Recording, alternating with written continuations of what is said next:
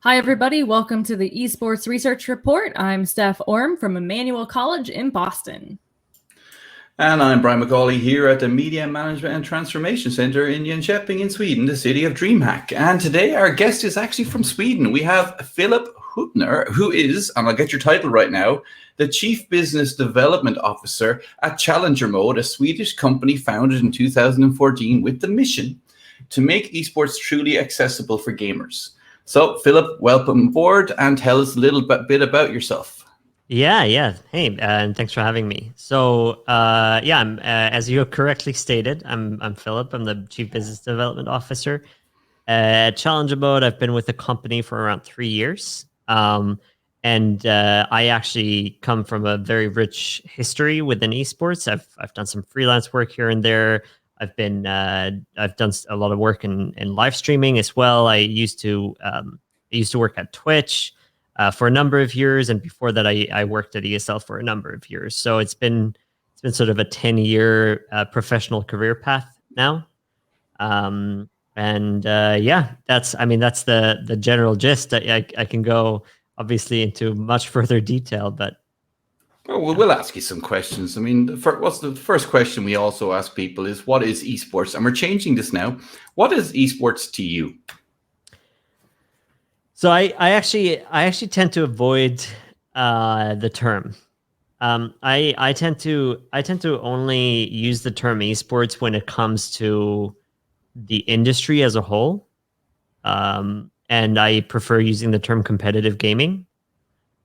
Just because it avoids the whole argument of what is and what isn't an esport, and what can be and can't be classified as one, and is Fortnite an esport or is it not? You know, things like that. I don't like to have that argument. So to is it an esport, Phil? No comment. So I classify it all as competitive gaming. And anything can be. Any multiplayer game, not even any multiplayer game, any game can be played competitively, right? If it's not in a head-to-head competition, then you have speed running, you have PvE competitions in the way that you see in World of Warcraft with the world first race there. So there's a lot of kind of variations of competitive gaming, and that's why again I avoid the term esports. Cool. So the main reason we brought you in today is to talk about your work at Challenger Mode. So let's start off, what is Challenger Mode for those of us like myself who are less familiar with it?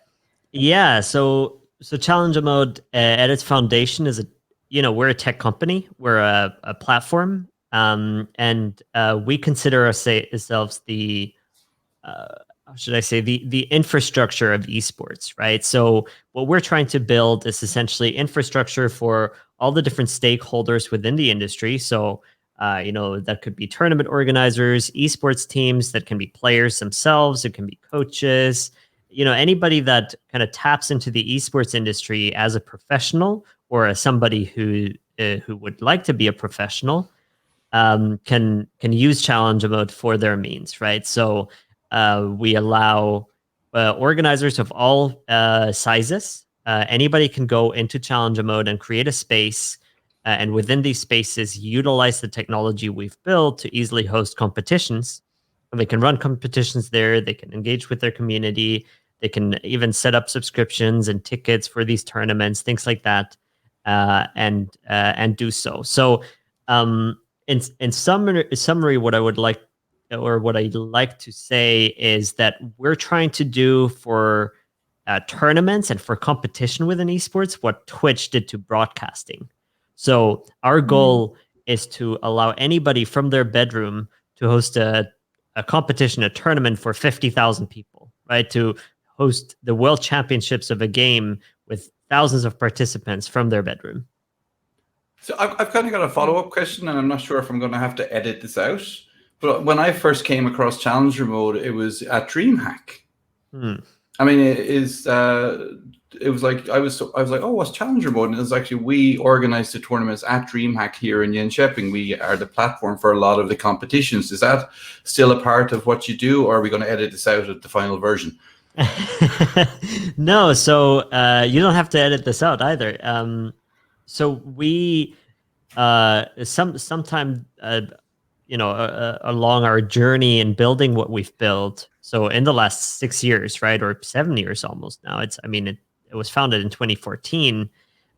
We made the decision that we didn't want that distraction of running our own tournaments. And we felt it was a distraction because if we're supposed to be focusing on the tech, on building the platform, then building an events company and building tournament organization within our company just doesn't make any sense, right? That's a massive distraction, a massive waste of resources, essentially. And sort of the number two is we've seen a lot of companies in the industry that have done so, and kind of then pivoted away from focusing on their tech. And number three, sorry, I was going to make 2 points, but I have 3 points. That's okay. We'll allow it.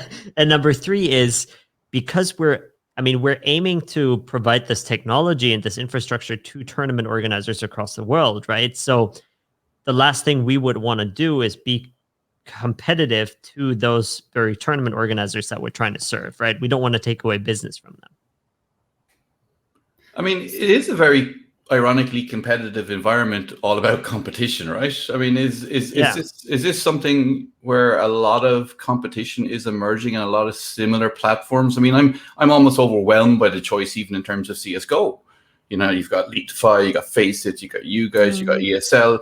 I'm sure I'm missing another 17 there, but is this one of the ultimate competitive spaces in the world of tech?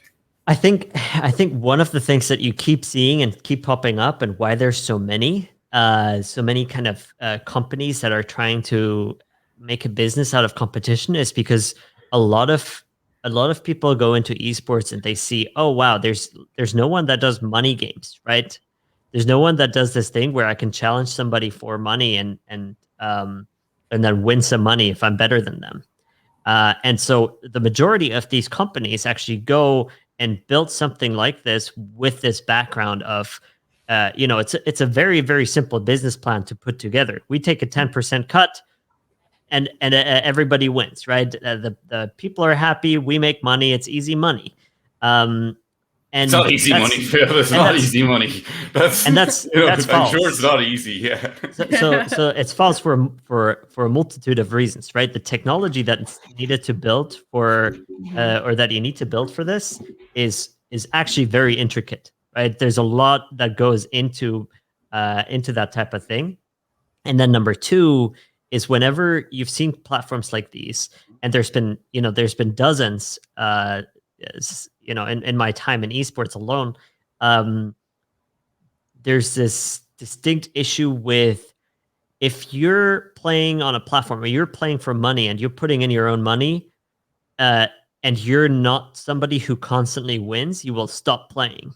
So you will essentially, there's no user funnel that will ever work, because you will always lose more users than you can gain. Meaning that your user acquisition costs will always be much higher than the potential cut that you could ever take. And you basically have a perpetually shrinking audience, because the bottom 50% of your players will always quit, right? It's kind of the sheep and wolf issue, sort of. Yeah, no, I mean, it can be demoralizing. I started using Faceit as part of my research, and I go to pieces when I start playing on it, because I'm playing people who are also paying to play, and I'm going, oh my god, if I let these guys down, I'm terrible, But that's me being very bad when there's. But I can understand that aspect from that thing. I feel worse letting people down because they're paying for the platform and I'm playing like crap, and it feeds in on itself, and I could see how. Yeah, if you're paying for something and it's making you feel bad, there's no real products for good. This product will make you feel bad and you'll keep coming back for more. Exactly. Well, here's something. So I have a question about all of this. Sorry, as the American here, because I was like, I don't think we have this, and I think a lot of it is tied into our gambling laws. So I just wanted, in Sweden, right, where both of you are housed. So are we talking about, when we talk about people playing for money, it's not like a prize pool from an organization. You're saying like individual players. So it's almost like betting. So what I'm saying is, so we don't do that kind of thing, right? We don't do this kind of money matching. We don't do this gambling thing.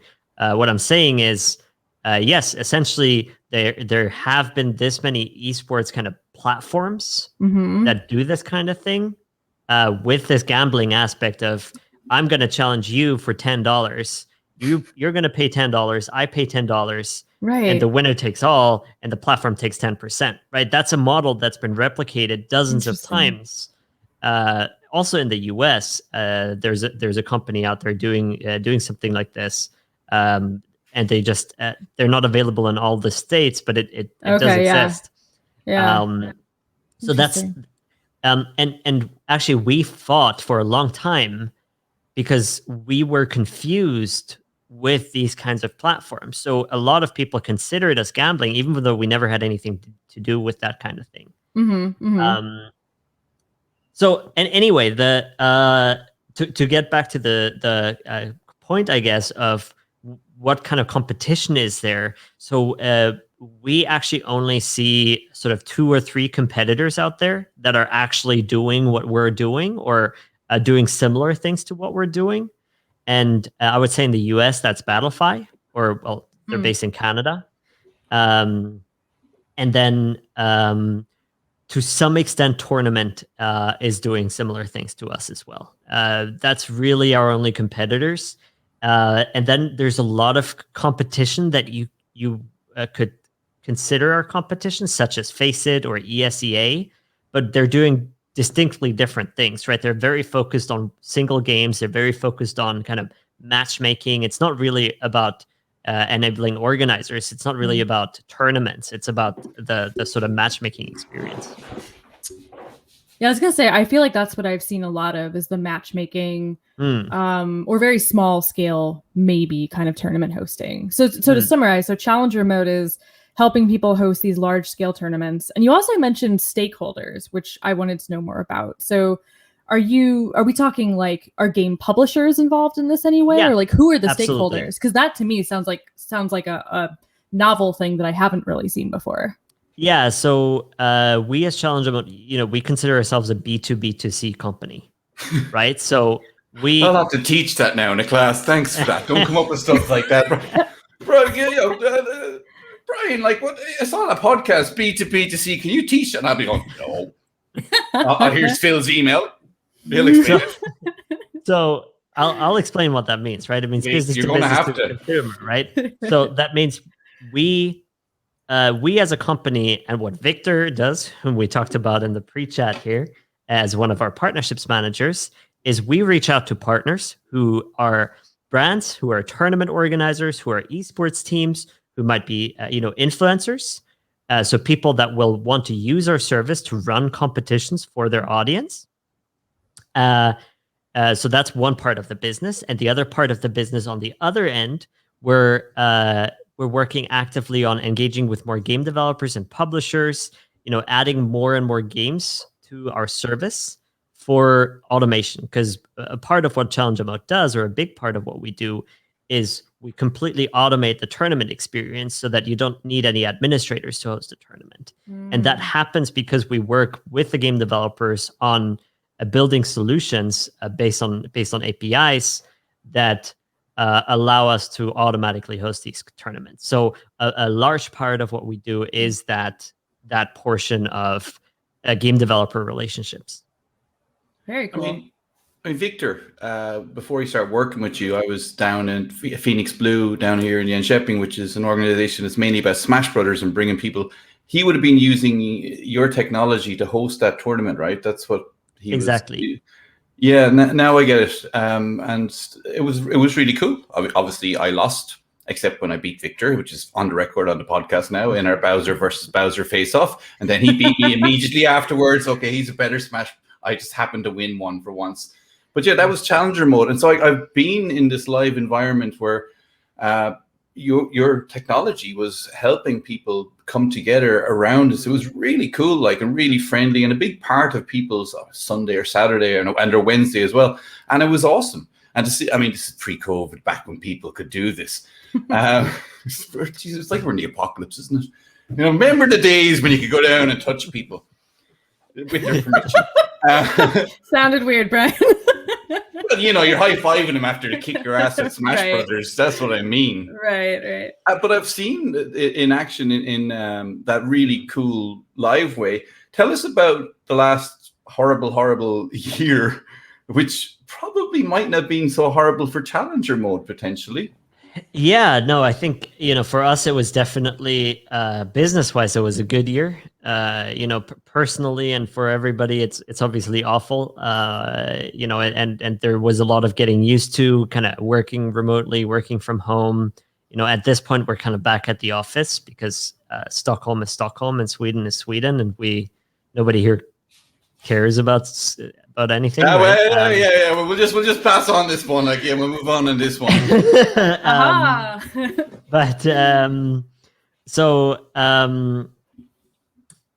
No, I mean, obviously, online competition and online gaming is massively on the rise during Corona, right? And I think one of the big things too is you can see this with games like I just had a conversation about this today or yesterday. You can see this with games like Among Us and Rust becoming as big as they are because they're social experiences more than anything else, right? It's people are missing just going out and hanging out with their friends, right? So all these games that are allowing people to do exactly that, to just hang out with your friends rather than maybe be a super competitive experience where you're not socializing so much. Those are also on the rise. Anyway, anything online gaming has obviously grown by a huge percentage, and so have we, right? So there's a lot of interest that's come during those days, especially during the early days. We had a lot of sports organizations, sports clubs reach out to us. The football clubs or soccer for the Americans. They've started reaching out to us. Sorry. No. I've said this before, even on this podcaster.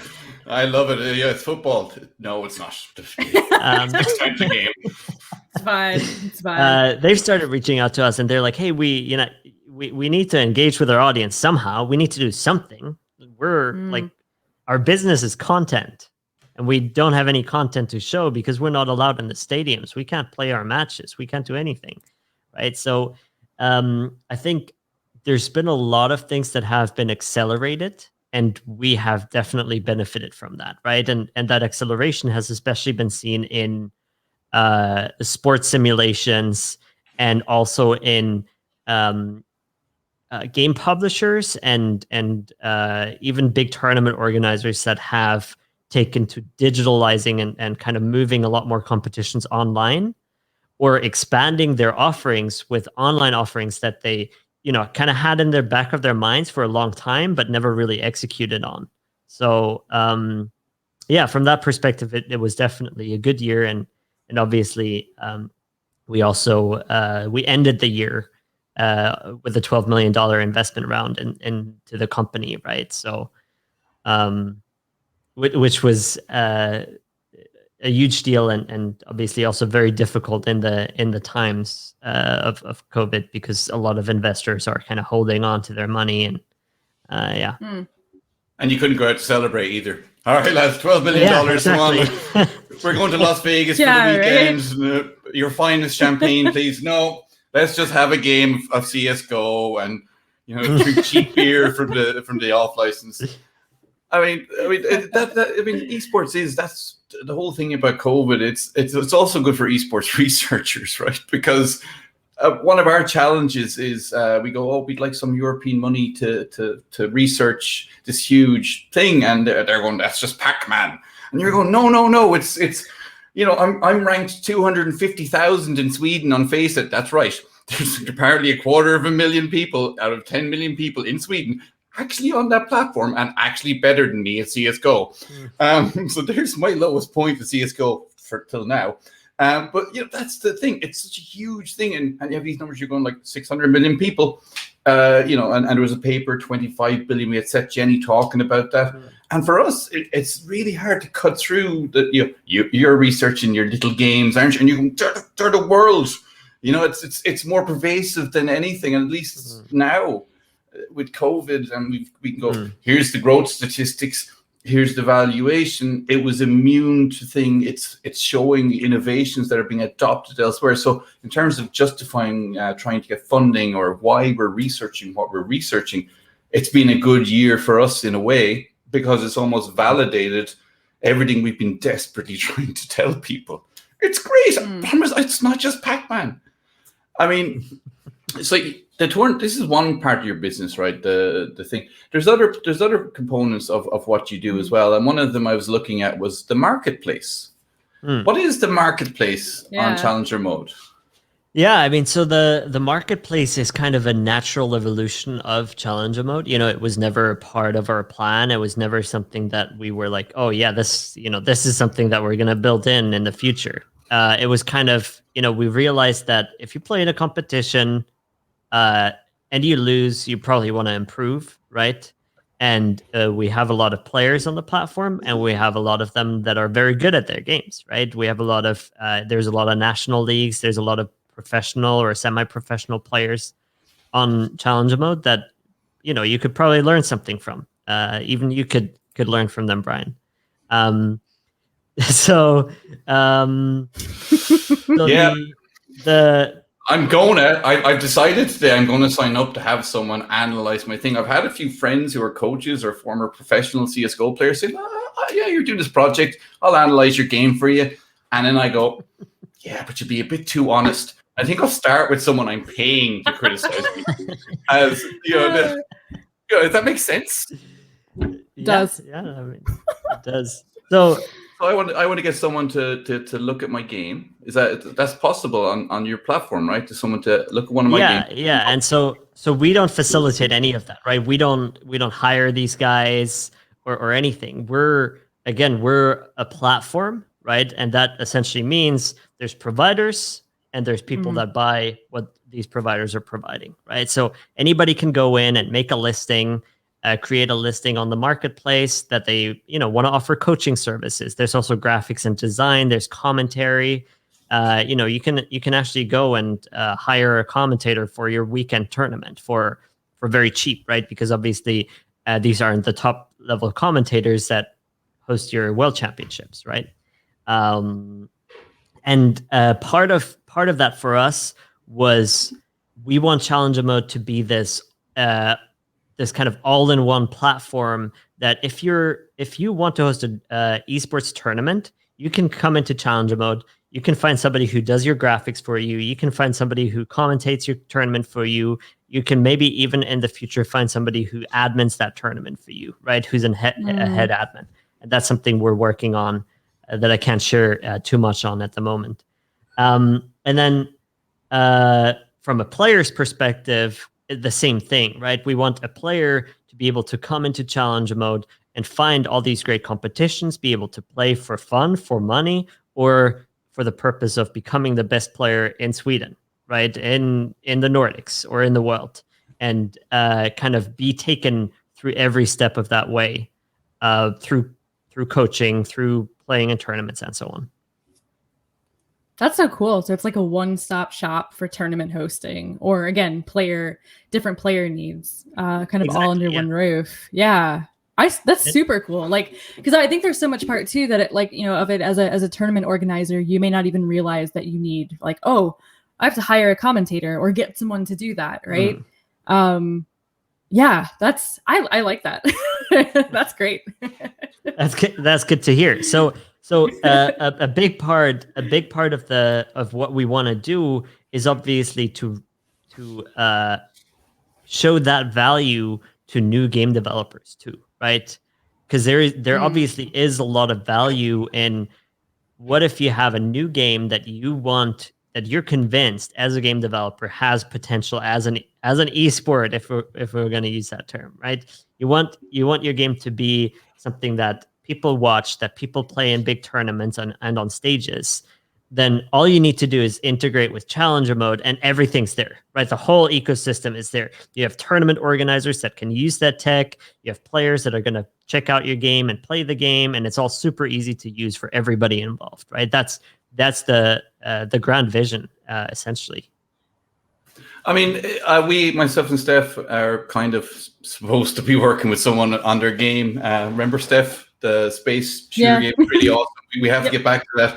And it's like Star Wars, like there's 100 ships flying through space. It's really cool. I just haven't had time to actually play with the designer. So if he wanted to kind of leverage this esport aspect of his game, who would he just naturally go to challenger mode, or would he have to talk to someone?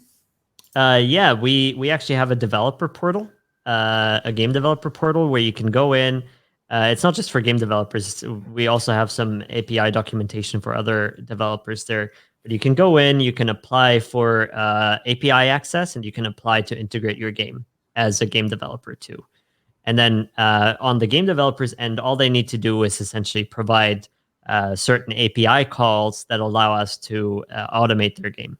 That's it, right? And that's generally being able to, let our platform create matches, let our platform create the servers that you need to play on, and get the results from those matches afterward. And of course, if it's HunterNet, by the way, is the name of the game. I've remembered HunterNet just as. But if you're able to make a game, you're able to navigate that. Because I could imagine me having a game going, Phil, can you help me? Phil, Brian, we don't want you on. No, you're useless. Like, but they're able to kind of handle developing a game. They can obviously, challenger mode is not a challenge, pardon the pun.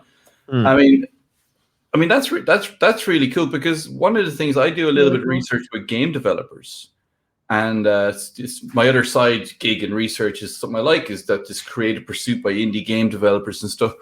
And I'm always have a lot of friends who work in the industry, and they never think in terms of developing esports, because it seems like such a closed shop. That it's always like, oh, no, we're going for the one player, we're going for the RPG. That no one's ever gone. Well, I know one guy, and we'll have him on the podcast, Sean in Ireland. He's developing a MOBA, and it's hard for people to cut through with new games that can be esports. Is that something that you see challenger mode being able to help with as part of your mission? So that's something that we hope to do, right? I think Steph might have a different view on this, because in America there's kind of slightly different games that are popular, especially at an esports level. But here in Europe, for instance, if you look at all the games that have become big esports titles across the years, right, across the last 20 years, the only game that actually came from a AAA studio was Quake, right? And all the other games actually came from being mods, or were actually indie titles that just got very big. I mean, Riot Games was not a AAA studio. League of Legends was not a AAA game when it came out, not at all, right? It was a super small studio, and so we have this big belief in, usually the community knows what the community wants, and people that are deeply ingrained within esports, within competitive games, they're the ones that will build the next big esports title. And so one of the really, really important aspects for us is empowering indie developers and empowering, the next League of Legends to become a thing. I mean, I'd love to, with HunterNet, I'm actually going to get engaged. I'm so bad. I'm even worse than I am at other games with the space battle games. But I'm good at some games, okay? But I'm old. So I'd love to be part of an emerging scene. I mean, there must be something magical about that. Even, you look at pictures from DreamHack in 1994, and they don't have pictures from 92 or 93. Thomas gave me, I said, do you have one from the very first one? No, but it's all about this sense of community. And I think that with the emergent esports titles, there's like Among Us, that was out for 2 years before COVID hit and it took off. Do you play Among Us at the office? There's some people who do, but I personally don't. No, I'm a very I personally game for relaxation nowadays. So I play games like Diablo 2 and Path of Exile. I'm more of a No, that's what I was all along until I started. COVID hit and I had a computer capable of playing CS:GO, and I can see that. I'm actually looking forward to getting the PlayStation 5 and spending some time not being stressed, not being social, not being competitive, and just going, I'm in this world. I have superpowers. I will save the day. And then the second time you play through, you're evil. You know, the way you do games, depending on the type of person you are. And so that's when you work in games sometimes, and competitive games, we won't say esports, as per your original definition. But, is it like a busman's holiday, they used to call it. Do you ever hear that expression? So they used to say a bus driver's holiday, because he goes on vacation, he's on a bus again. So when you're working in esports so much, and then you're engaging in esports, it must sometimes be a little too much esports. Yeah, it definitely can be. I think everybody who's worked in esports for a number of years, let's just use the number 5, because 5 is a good number of years to have worked in any industry, right? They will probably have found themselves not having watched a single esports event for a 6-month stretch at some point in their career, right? Just because it's just too much, right? If it's your job, you engage with it every day, you need some time away from it too. So, I'm definitely that way. I don't actually remember the last esports event I watched. I think it was maybe the Valorant First Strike event. Sometime late last year. Mm-hmm. Yeah. Well, Valorant's the next one I'm going to retry again. So I'm going to ask you a very controversial question here, and you might want to answer this, but I hope you do. Who's the best at esports in the office? In our office, I would say it depends on what game, right? No, Phil, you got to answer this. You got to give me an answer that's going to get you in trouble tomorrow. So it's probably Robin. So Robin is the guy he's very multifaceted. So he's going to be very good at a lot of games. I think that's my answer. Okay. I mean, does the office ever come together in tournaments? Because I struggle to get the ERN together to play games, because people are so busy, or they have kids, or some people there's so many esports, for example. We're also in like 10 different time zones. even scheduling this podcast is annoying, because Steph's in some made up time zone that didn't exist 300 years ago. There was no sense of time there. Nobody cared. They just lived free. And we had time. So, they've messed up time. But so, you've messed up a lot of stuff. We messed up everything, please. It's fine. What game would you play to have the whole challenger mode come together in a tournament, if you had to pick one? So actually, to answer your first part of that question, just yesterday the team, 5 of our guys, played in something called the Out of Office League against Big, actually. The esports team, Big. They didn't play against their actual players, right? They played against the management, obviously. I think they won though. So Nice. So we do play a lot of CS:GO, and we do play in a lot of Valorant competitions too. We've done a lot of corporate games there, and corporate leagues. And I think that is also my answer. I think CS:GO or Valorant is probably where we'd be best. And I think, like you said before, Sweden's the country of CS:GO, and so everybody at our office is a really solid CS:GO player, right? That's why I'm starting there. If you're Swedish, you're good at CS. I mean, you said the corporate leagues. Well, I'm not Swedish. I live in Sweden, so that's okay. I'm not letting the side down. I'm propping them all up on Faceit.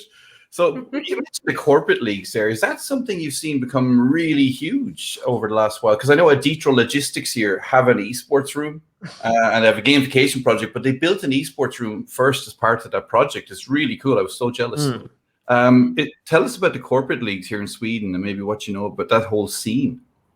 I think the reason that there's a lot of corporate leagues nowadays is because there's more big companies that are kind of accepting gaming as something that's okay, and that's a team building exercise, right? So it can actually be sold at a corporate level and an executive level as a team building exercise. And I think that's part number one. And then number two, I think a lot of corporate leagues you'll find are actually hosted by sort of marketing agencies and similar. And they're just a very good way to bring a lot of brands and a lot of companies that you might have partnerships with or that you want to work with and things like that together into one place. So I think there's often a practical reason behind running a corporate league. It's not usually just for fun. Okay, I have one more question. Steph works a lot with the collegiate scene in the US, right, Steph? Yeah. Yep. I mean, how would you describe that to Phil if you had to describe it shortly to him? Well, Steph will describe to you because I want to hear your thoughts on the Swedish scene after this. Yeah. I mean, the collegiate scene here is really wild. I would say really for most intents and purposes started maybe 6-7 years ago, but within the last 4 or 5 has like just snowballed and grown exponentially. And it's happening. I have a lot of thoughts on it, but in some ways too quickly in a lot of places. And now it's trickling down to the high school level as well. And so we've got everything from like clubs to immediately rolling out organizations into like varsity esports. Primarily it's been concentrated in the East Coast, specifically the Northeast where I'm at, which is interesting. And a little bit out west in like California and a few places kind of throughout the Midwest. But I think it's really interesting the rate at which it's growing. And I think the second thing is, given the US's close ties with traditional athletic programs, at many universities, it's been interesting to see the growth of esports programs happening. The other thing is like, it's just so different. Like no school does it the same, it seems like, right? So it's been this crazy frenetic, like almost race, to see who can do it first and the best, but no one's doing it the same ways. And I don't know, it's kind of a mess, to be honest. I don't know what Brian was looking for me to say, but it's just moving so fast and so crazily. Yeah, I actually am pretty familiar with the collegiate space or the scholastic space in general in the US, and obviously there's some crazy stuff happening out there, especially with platforms like PlayVS or companies like PlayVS, right? That are taking in a boatload of money. I'm trying not to curse here. You can say shitload. We've decided you can say shit. Yeah, we decided an hour ago. The foreigners say it in their second language, so I'm allowed to say it too. All right, so it's a shitload of money. It's the last investment round there was $90 million or something, and I think I don't want to slander anybody either, but I think the problem is that there's a lot of focus on profit and profitability there with a lot of the actors within that space, especially in the US, because they see the numbers. They're like, oh wow, there's like 20 million students in the US, and there's all these other programs that are charging, Little League Baseball and all that stuff that are charging $150 per kid per year. So if we can monetize these 20 million students, that's more money than anybody in esports is making. And so I think there's a very wrong focus when it comes to scholastic esports. There's a few very, very good examples that we're also directly supporting, like NACEF and NACE as well, that we're working with pretty closely, where the focus really isn't on monetization. The focus is just on making people play and also teaching people about esports and the other career paths within esports, right? Not just the athletic path. So I think I think like you said, it's a bit of a mess in the US, and I think it's gonna be figured out. I just think it's important to step away from that view on profitability and focus more on what is actually best for the students, and then secondarily, what is best for esports, right? What is actually going to bring those students into the esports industry as either interested customers, sure, but also as people that actually work within the industry and take part in the industry afterwards. Yeah. And to get back to Brian's question, how does this look in Sweden? I think generally in Europe, there's this problem that maybe outside of the UK, there isn't much of this, I guess, university and college pride. You know, you're not proud of which university you go to. You don't care. It's like, as long as it's a good university, you don't even care about the name. You don't care about who goes there. It's irrelevant. Most people choose universities by which cities they're in, just because it's a nicer city, right? Like that's the European way, I would say.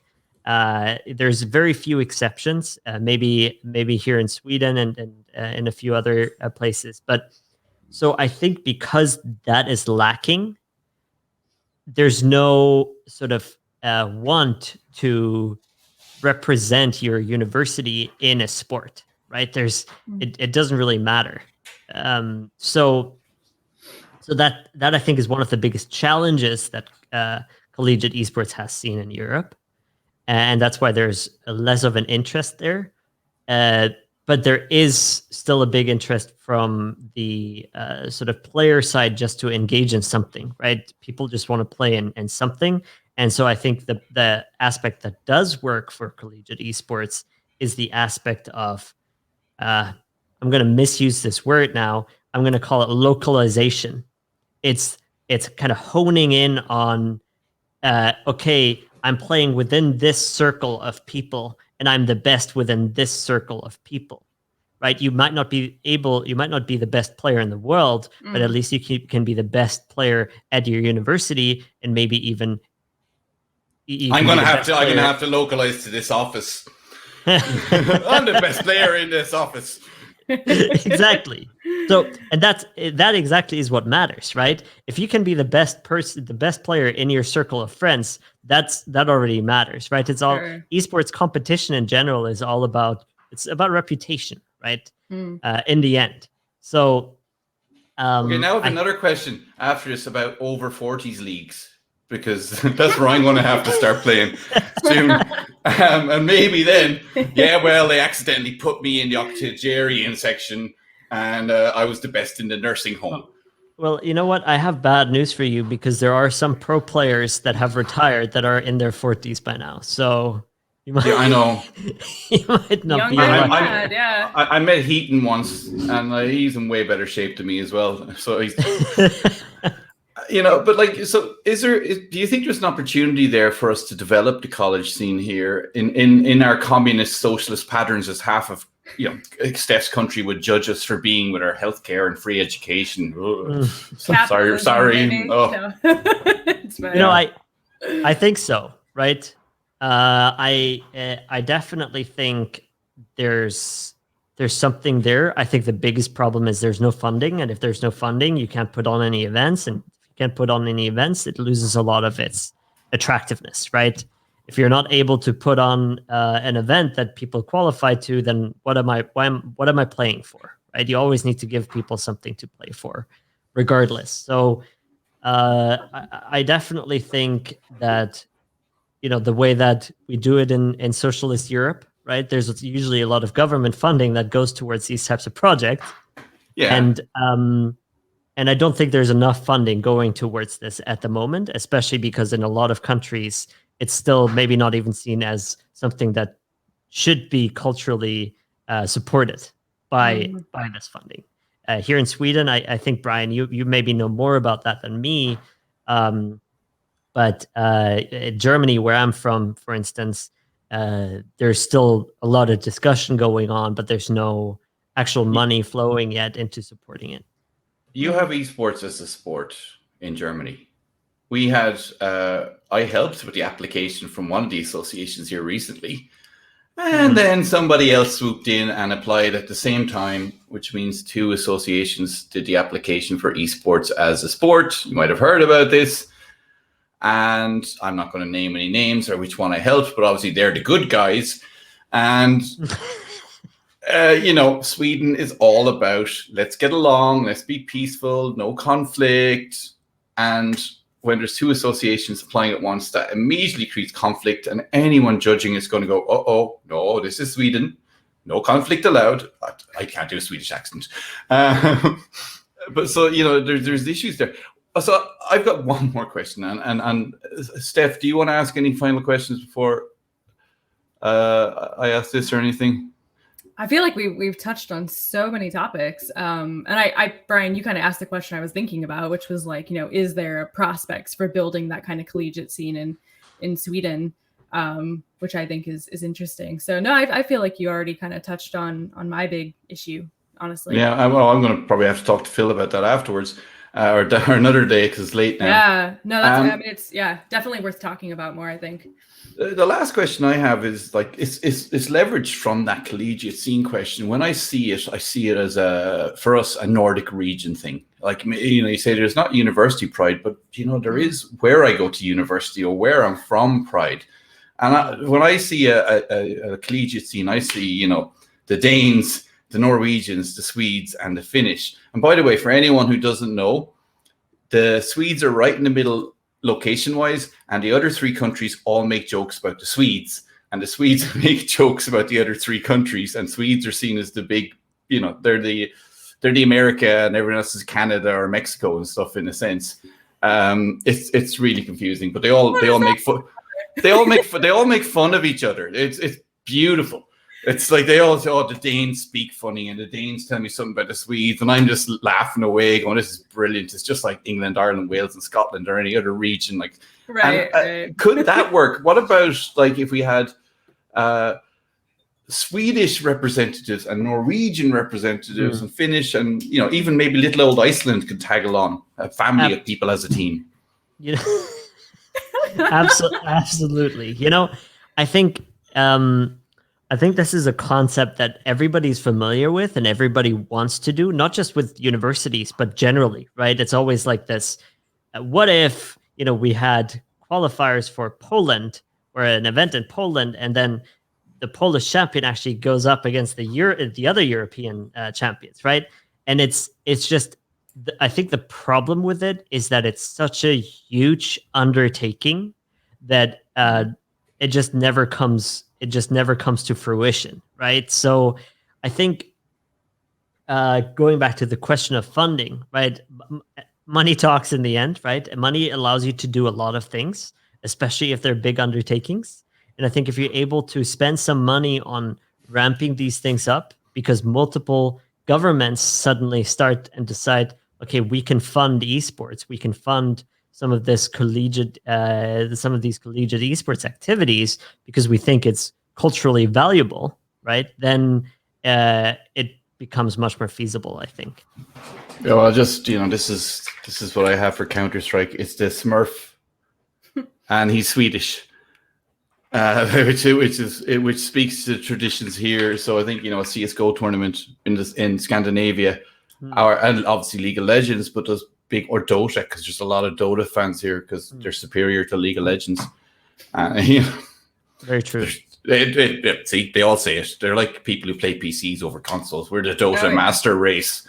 Anyway, I don't understand any of that, but CS:GO. Anyway, thanks, Phil, for giving us your time. This will be out on audio and video, and there'll be any links that Philip wants us to share underneath the video or the audio file. Thank you very much. Yeah, thanks for having me. It was great. I think there's a lot of topics we could probably talked about for an extra half hour. Thank